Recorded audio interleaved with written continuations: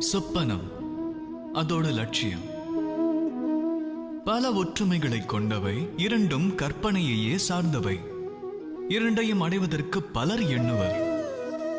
அது பூரணத்துவம் பெற்றால் ஒருவர் அதனை பெரும் பாக்கியமாகவே கருதுவார். ஆனால் இரண்டிற்கும் வேறுபாடு உள்ளது.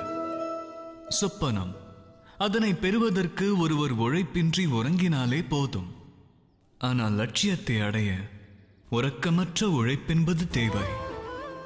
ஒருவர் அதில் சொப்பனம் மட்டுமே காண்பவராயின் கண்விழித்தெழும்பொழுது அவரது உள்ளங்கை வெற்றிடமாக இருக்கும். ஆனால் ஒருவர் லட்சிய எண்ணம் கொண்டவராயின் உறங்கும் வேளையிலும் அவரது உள்ளங்கையில் லட்சியம் என்பது இருக்கும். காண்பது சொப்பனமாயினும் லட்சிய எண்ணம் அதில் வேரூன்றி இருக்க வேண்டும்.